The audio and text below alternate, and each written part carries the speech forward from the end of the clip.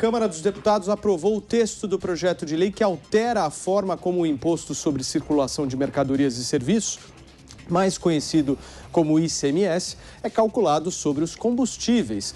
O presidente do Senado, Rodrigo Pacheco, disse que a proposta sobre o ICMS será analisada com atenção pela Casa. Ele citou outros pontos que influenciam diretamente o preço dos combustíveis praticado no Brasil, como a variação cambial e também a política de preços da Petrobras. De acordo com o levantamento do Instituto Superior de Administração e Economia, da FGV, a Fundação Getúlio Vargas, os combustíveis, a energia elétrica e a carne estão entre os itens que mais têm pesado no bolso do brasileiro e na inflação oficial do país.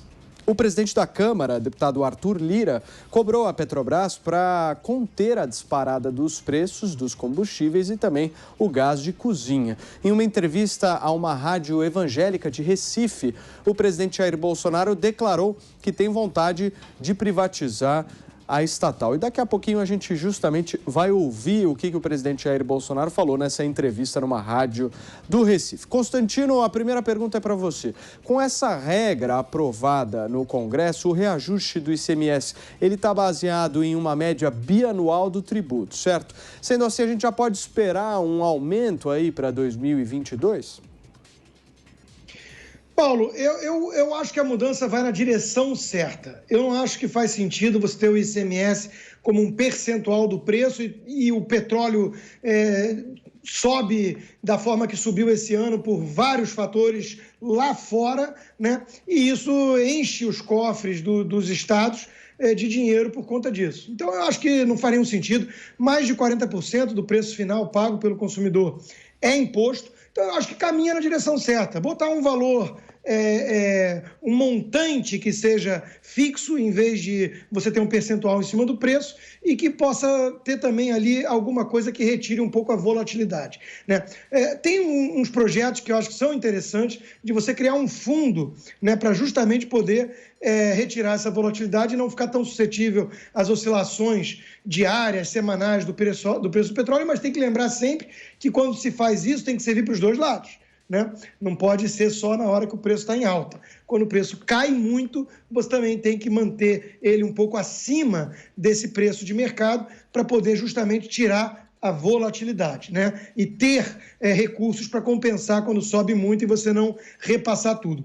Agora, veja só que curioso, Paulo, nós estamos num país onde tem pseudos liberais, que são até eleitores do PT, eventualmente, que reclamam de redução de impostos. Falam que isso vai na contramão, porque vai subsidiar e vai estimular o consumo de um combustível fóssil obsoleto e em vez de energia limpa. Quer dizer, essa turma vive numa bolha, né? Conversa com os caminhoneiros que fazem a economia girar, conversa com todo mundo que pega busum, né? Tem que ir para o trabalho de ônibus, né? Não tem bike, não mora pertinho do trabalho, né? Então é uma falta de sensibilidade, de percepção do que acontece. O preço subiu muito por vários fatores, são muitos fatores de fato que incidem no preço final. Como eu disse, mais de 40% de imposto, mas tem o próprio preço do petróleo, né? Tem o preço do câmbio, do dólar, então tudo isso junto. O Congresso está fazendo a sua parte em relação ao que pode endereçar, né? O preço do petróleo está dado, oscila e tem bolsas internacionais e é uma commodity internacional, já falamos várias vezes isso, né? O dólar depende de inúmeros vetores também, não é uma coisa controlável e nem desejamos seguir pela linha da Argentina, que está congelando mais de 1.000 produtos e a gente sabe onde isso vai parar, né? Então, é o que tem. E o presidente Bolsonaro, por fim, está certo também em desejar a privatização da Petrobras, porque aí tira, além de tudo, essa pressão política de achar que numa canetada você resolve. Olha que é a mensagem do Lula, é a mensagem do Ciro Gomes, dessa turma toda. Se eles estivessem lá, eles resolviam o preço com uma canetada, sacrificando a Petrobras. Isso é desgraça certa. O presidente Jair Bolsonaro disse sobre essa privatização da Petrobras. Produção, roda o VT para mim, por favor.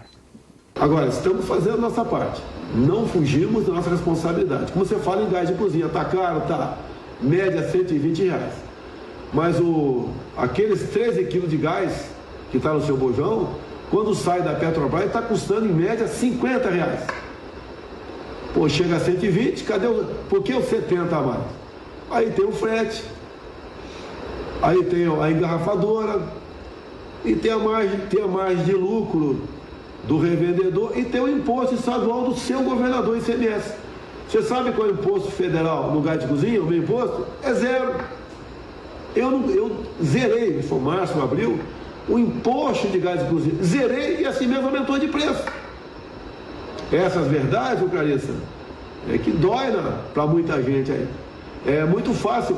Aumentou a gasolina, culpa do Bolsonaro. Eu tenho vontade, já tenho vontade de privatizar a Petrobras. Tenho vontade. Vou ver com a equipe econômica que a gente pode fazer. Porque o que acontece? Eu não posso, não é controlar, eu não posso melhor direcionar o preço do combustível. Mas quando aumenta, a culpa é minha. Aumenta o gás de cozinha, a culpa é minha, apesar de ter zerado o imposto federal, coisa que não acontece aí por parte de muitos governadores. Reconheço que os governadores não podem zerar o ICMS, mas a cobrança do ICMS não pode ser feita um percentual em cima do preço final da bomba, porque toda vez que aumenta um pouco o combustível, os governadores aumentam em muito o ICMS. Essa é a verdade. Vamos reclamar com quem de direito? Muito bem, está aí a fala do presidente da República, Jair Bolsonaro. Agora sim, Bruna, eu quero ouvir um comentário seu baseado também na questão eleitoral. Eu quero saber o seguinte, o que o Bolsonaro precisa fazer, porque a situação é realmente crítica. A gente falou aqui de carne, falamos de combustíveis e tantas outras questões que afetam diretamente o brasileiro em qualquer classe social. Mas o que ele precisa fazer justamente agora? Estamos em outubro de 2021 e quais serão os reflexos na eleição do ano que vem do que ele vai fazer hoje?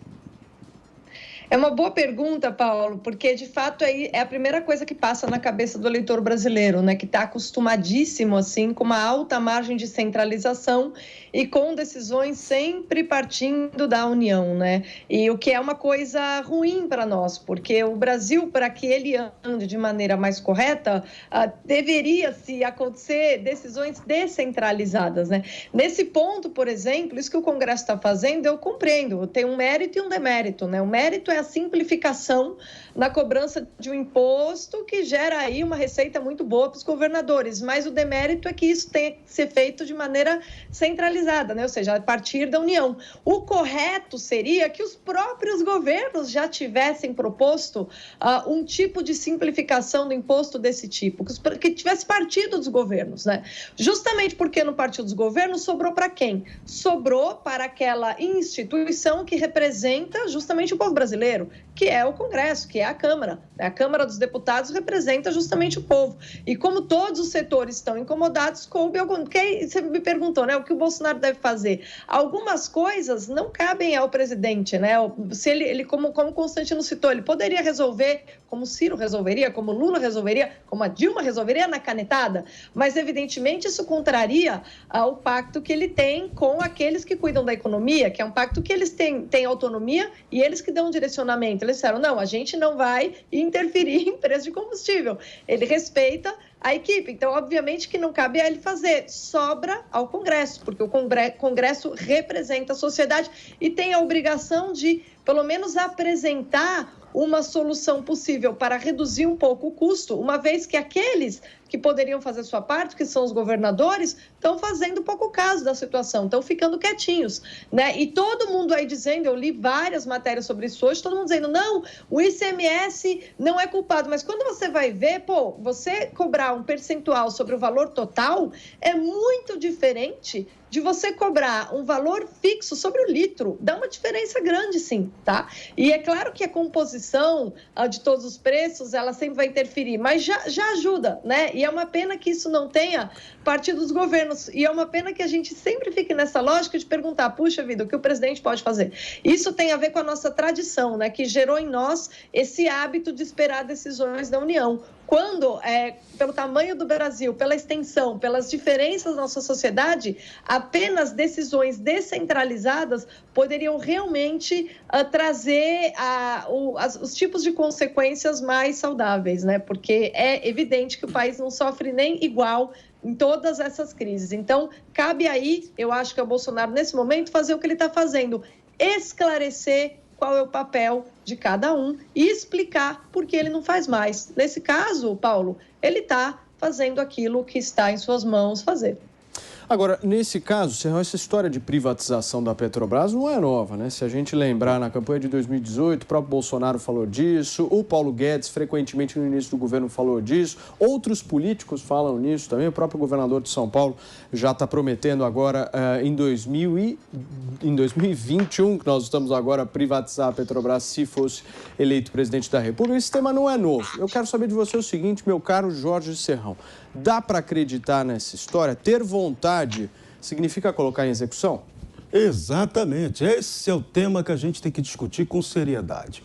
O ponto não é privatizar a Petrobras.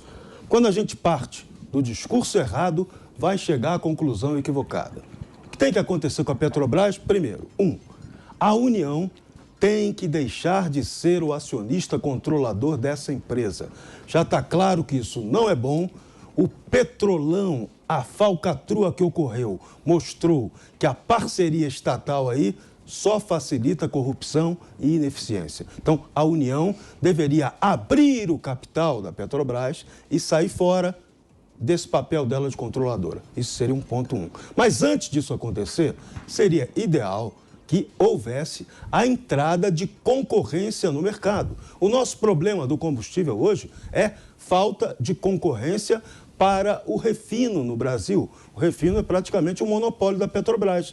E aí você não tem outros players, como o Constantino em programas anteriores já lembrou, nos Estados Unidos tem mais de 50 refinarias independentes, não estatais, produzindo o combustível, né? Então, esse negócio seria importante para nós agora. Só que qual é a questão que a gente tem que olhar também?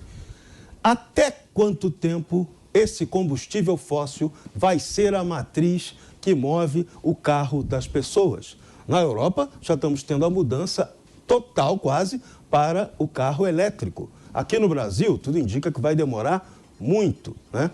Até porque estamos ainda falhando na produção de energia elétrica para atender tanto o crescimento industrial quanto a futura demanda de frota de veículos. Então, tudo na economia tem que ser pensado com planejamento de escala. O que hoje eu faço agora vai refletir daqui a pouco. E aqui no Brasil, a gente fica só nas promessas vazias de privatização. E, no fim das contas, não privatiza nada. Continua a corrupção estatizada, como foi o caso da Petrobras, que a Lava Jato não conseguiu resolver. Houve aí decisão suprema que tirou a culpa dos verdadeiros bandidos que roubaram a Petrobras. E o bacana, essa grana roubada volta agora para turbinar como combustível a campanha eleitoral de 2022. Quer chorar? Então chora. Estamos de volta aqui, estava conversando com o Serrão justamente sobre essa privatização da Petrobras, essa vontade que o presidente da República diz. Produção, me avisa, por favor, quantos minutos a gente tem até a volta aqui para a nossa rede, mas enquanto isso, a gente vai conversando justamente com os nossos comentaristas nesse break. Você que nos acompanha no YouTube, coloca o Constantino aqui para mim. Consta em 1 minuto, eu queria que você pudesse me responder justamente isso, né? O presidente fala que tem vontade. Já falou algumas vezes, isso já não é história nova, né? Dá para acreditar? Dá para acreditar na vontade. Na capacidade de entrega é diferente, porque não depende só dele, né? Agora, isso é bom sinal. É sinal que estão amadurecendo a ideia de privatizar as estatais, inclusive as joias da coroa. Vamos lembrar que isso, na época do Roberto Campos, era, como ele mesmo dizia, né? Era pior do que você ir na praça pública falar certas baixarias lá, né? Então era uma obscenidade você falar em privatizar a Petrobras. Hoje não. Hoje o presidente da República está falando que gostaria e quer que a equipe econômica avalie, né? Então a gente está vendo a dificuldade de privatizar. Os Correios, a Eletrobras, é muito difícil. No Brasil é muito fácil criar estatal. Vendê-las é muito difícil. Mas é um primeiro passo importante e está sendo aventado como uma possibilidade e cada vez mais ganhando aceitação popular. Vamos ver o nosso público aí na votação hoje no final do dia. Serrão, em um tweet. Pois é preciso abrir o capital da Petrobras e de outras empresas estatais. Não dá mais para o Estado financiar a corrupção no Brasil.